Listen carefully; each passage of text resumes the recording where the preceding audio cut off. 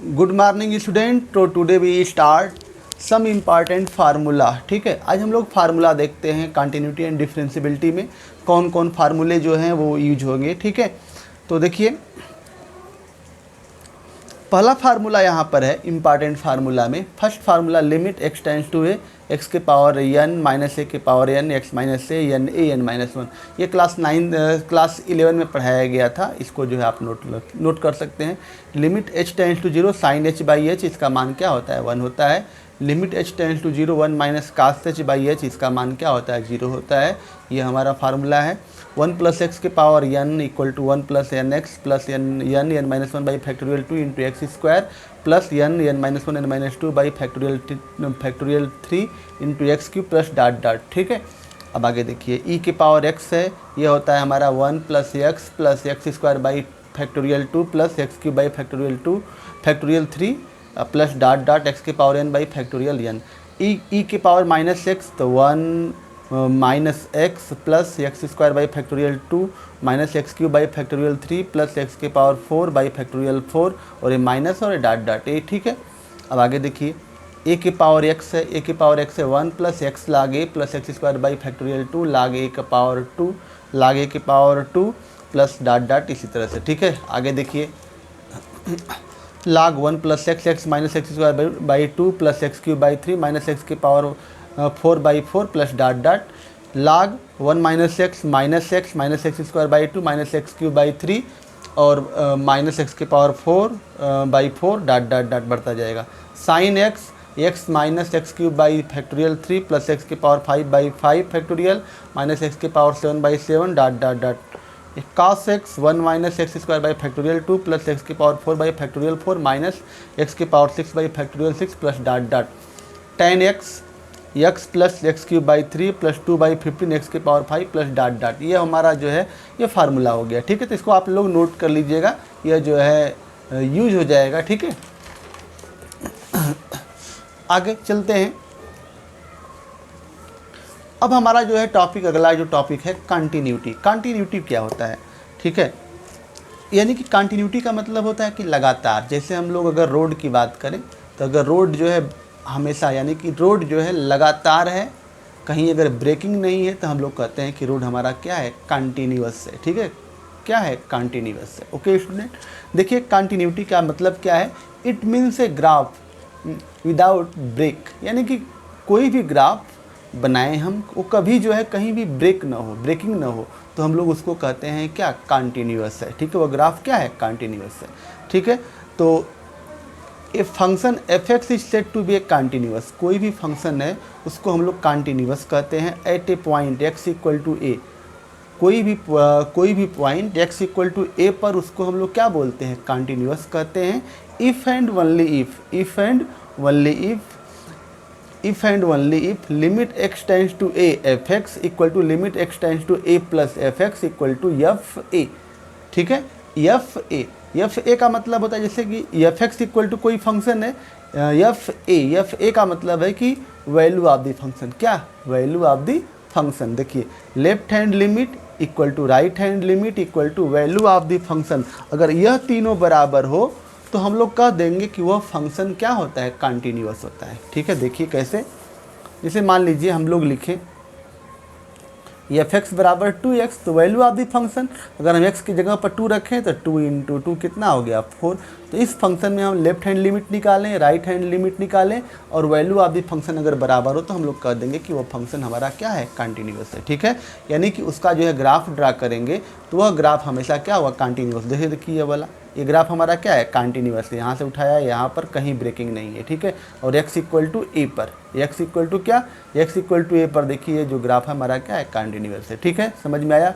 और ये कोई पॉइंट है, देखिए limit x tends to a minus, इस पॉइंट पर limit x tends to a minus इधर से भी आ सकते हैं, ये limit x tends to a plus. ठीक है, इधर वाला होता है प्लस और इधर वाला क्या होता है माइनस। ठीक है, लेफ्ट हैंड लिमिट और राइट हैंड लिमिट और वैल्यू ऑफ द फंक्शन दोनों बराबर हो तो उसको हम लोग क्या बोलते हैं, उसको हम लोग बोलते हैं कंटिन्यूअस फंक्शन। ठीक है, तो ये हो गया left hand limit equal to right hand limit equal to value of the function. Left hand limit equal to right hand limit equal to f a, इसको हम लोग वैल्यू ऑफ द फंक्शन, इसको हम लोग जो क्या बोलते हैं एफ ए का मतलब value of the function continuous function. ठीक है, नोट देखिए आगे, if f x f x is not continuous at a point then it is called discontinuous at a that point. अगर उस पॉइंट पर कंटिन्यूस नहीं है फंक्शन, यानी कि इस रिजल्ट को जो है फॉलो नहीं कर रहे हैं, तो उसको हम लोग क्या बोलते हैं, डिसकंटिन्यूस बोलते हैं। ठीक है, देखिए यहाँ से if F A is not defined, अगर एफ ए यहाँ पर डिफाइंड है, फाइनाइट है, अगर एफ ए नॉट डिफाइंड है तो वो अभी हमारा क्या होगा, डिसकंटिन्यूस होगा। Second, if left hand limit और राइट हैंड लिमिट दोनों जो है बराबर नहीं हो तो it means limit does not exist, limit does not exist. इसका मतलब ये था अगर ये फॉलो न करे तो।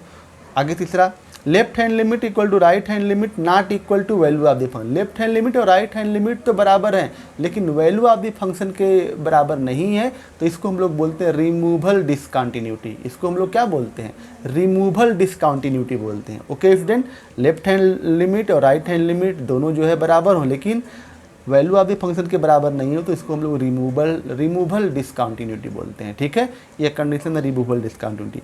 अब कुछ और बातें हैं नोट कर सकते हो। Discontinuity of first kind. First kind क्या होता है, इसको हम लोग जंप डिसकाउंटी बोलते हैं। क्या बोलते हैं, jump discontinuity, JUMP, jump discontinuity. Left hand limit और right hand light both exist but they are not equal. Left hand limit और right hand limit both exist लेकिन but they are not equal, तो इसको हम लोग बोलते हैं discontinuity of first kind. ठीक है, लेफ्ट हैंड लिमिट और right hand limit both exist but they are not equal, दोनों एग्जिस्ट करते लेकिन इक्वल नहीं है तो उसको हम डिसकंटिन्यूटी ऑफ फर्स्ट काइंड बोलते हैं। डिसकंटिन्यूटी ऑफ सेकेंड काइंड को हम लोग बोलते हैं इसेंशियल डिसकंटिन्यूटी। क्या बोलते हैं, इसेंशियल डिसकंटिन्यूटी। ये क्या होता है, a function f x is said to be essential discontinuity if either or both left hand limit and right hand limit and left hand limit do not exist. कह रहा है कि ये function f x is said to be essential discontinuity if either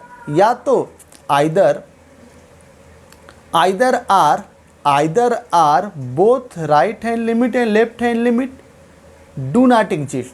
ठीक है, दोनों जो है एग्जिस्ट नहीं, या तो जो है राइट हैंड लिमिट बोथ, देखिए either or both right hand limit and left hand limit do not exist, यानी कि दोनों अगर एग्जिस्ट नहीं करें, left hand limit and right hand limit अगर दोनों जो है एग्जिस्ट नहीं करें तो उसको हम लोग बोलते हैं क्या, डिसकंटिन्यूटी ऑफ सेकेंड काइंड।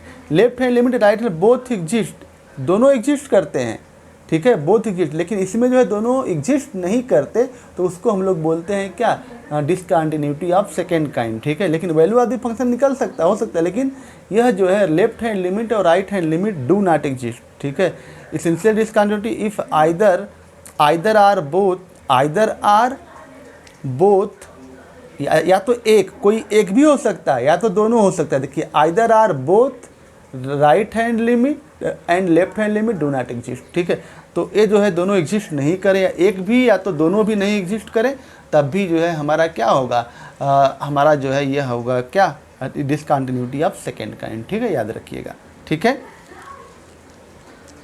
ठीक है, नोट कर लीजिएगा। ये तुम्हारे जो तुम लोगों के सिलेबस में नहीं है लेकिन फिर भी हम नोट करा दे रहे हैं। ठीक है, CBSE में नहीं है ये डिसकंटिन्यूटी ऑफ सेकेंड काइंड।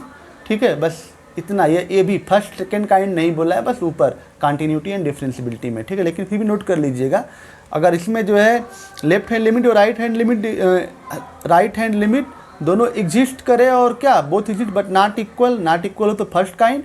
इसमें जो है क्या है, राइट हैंड लिमिट और लेफ्ट हैंड लिमिट बोथ जो है क्या हो, डू नॉट एग्जिस्ट, कभी एक एग्जिस्ट करे कभी दोनों एग्जिस्ट ना करे तो इसको हम लोग सेकेंड काइंड बोलते हैं। यह हमारा है। ठीक है, आगे देखिए, if f x and g x are two continuous function, अगर एफ एक्स और जी एक्स दो कंटिन्यूअस फंक्शन है तो देन देखिए अगर दोनों फंक्शन को जोड़ेंगे तो वह कंटिन्यूअस फंक्शन होंगे। एक कंटिन्यूअस दूसरा भी कंटिन्यूअस तो इसका प्लस करने पर कंटिन्यूअस फंक्शन होंगे, माइनस करेंगे तब भी कंटिन्यूअस फंक्शन होंगे। दोनों को अगर एक फंक्शन कंटिन्यूअस दूसरा फंक्शन कंटिन्यूअस है, दोनों को मल्टीप्लाई करेंगे तो वह भी कंटिन्यूअस फंक्शन मिलेगा। अगर दो फंक्शन कंटिन्यूअस उनका डिवीजन करेंगे तो ये भी कंटिन्यूअस फंक्शन होगा, लेकिन g x is not equal to 0 होना चाहिए। इस जी एक्स की वैल्यू क्या होनी चाहिए, नॉट इक्वल टू 0 होनी चाहिए। लिख लीजिएगा 1/f(x), ये भी हमारा क्या होगा 1/f(x), ये कांस्टेंट 1/f(x) जो है क्या होगा, यह भी कंटिन्यूअस फंक्शन होगा। 1/f(x) क्या होगा, कंटिन्यूअस फंक्शन जहाँ f(x) is not equal to 0, ठीक है। तो ये हमारा कंटिन्यूअस फंक्शन होगा। 1/gx यह भी हमारा क्या होगा, कांस्टेंट फंक्शन होगा, ठीक है। gx not equal to 0। अब f(gx) अगर दो फंक्शन है f(x) और gx है, उनका गाफ और फाग निकालें। गाफ यहाँ पर देखिए फाग, उस फाग भी क्या होगा, कंटिन्यूअस होगा। गाफ भी क्या होगा, कंटिन्यूअस होगा। तुम लोगों के सिलेबस में हट गया, लेकिन याद रखिए कि अगर दो फंक्शन अगर कंटिन्यूअस है तो उनका जो है फाग और गाफ निकालें तो वह भी क्या होंगे, कंटिन्यूअस होंगे। और polynomial mod function are continuous, जितने भी पॉलिनॉमियल फंक्शन होते हैं, मॉड फंक्शन होते हैं, वो सब के सब क्या होते हैं, कंटिन्यूअस फंक्शन होते हैं, ठीक है।